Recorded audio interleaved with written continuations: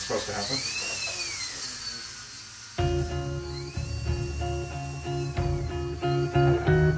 This is always who I've been. It's not like this is something that's come along later or something I've developed. I mean, it's hard to say when it started. I've been like this since I was a kid. You know, I'm a tinkerer. You only have to take one look around the room to see that. The Wright Brothers themselves were people who were tinkerers and were geeks and got into things and wouldn't let things go until they had things figured out. So I'm just that, you know, another person that's like that. There are a lot of people in the Air Force that are serving today that are not Air Force pilots that are interested in this stuff just the same way or probably more than I am. You know, just by nature of the beast, not everybody gets to be a fighter pilot, whether because of funding or because of their personal circumstances, or maybe it's their own personal ability, right? I mean, I used to be terrified of heights to the point where my knees would shake being on the second floor of the building. And, you know, yeah, ironic being in the Air Force, right?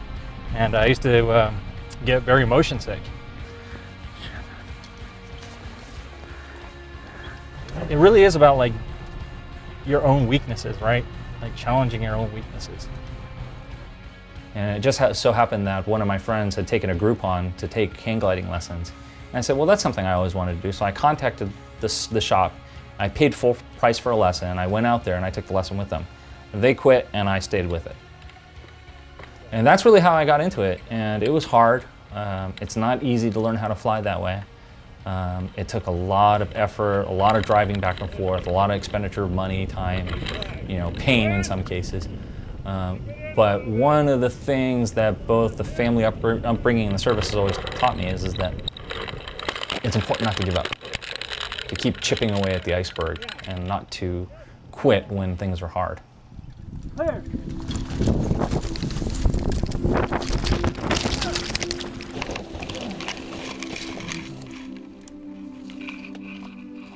So you're talking about like Thomas Edison, who says that everybody remembers his one success, but they don't remember the 99 times they failed. Yeah, I'm fine.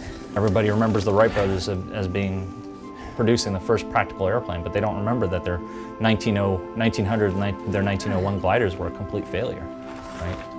That they had to go back to the drawing board after 1901 to produce their successful 1902 glider. I mean, it's one of those things. It's like they probably are discouraged. They were probably as discouraged then as I feel right now. But the difference is that they didn't stop, right? They built more, they kept improving, and they kept getting better at it. So in the face of that tradition, because, you know, as the Airman's Creed says that I'm faithful to a proud heritage, a tradition of honor, and a legacy of valor, you know, I'm not allowed to quit. You gotta bounce back from your mistakes.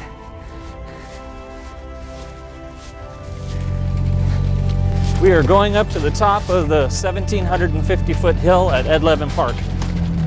We're gonna try and fly, which I failed at yesterday.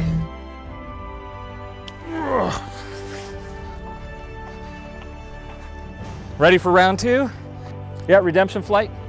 So I'm actually gonna go scope out that other launch over there and see if the wind's a little bit better over there, because it looks like it's very north right now. And it's basically the same situation as yesterday, which means I don't want the same result as yesterday. Take a deep breath, zen out, wait for the wind. Right here, right now, yeah. Balanced, clear! Once you're off, you are on your own. You are literally on your own. You're on your own with your own thoughts, but you have to solve your own problems. You have to deal with your own situations.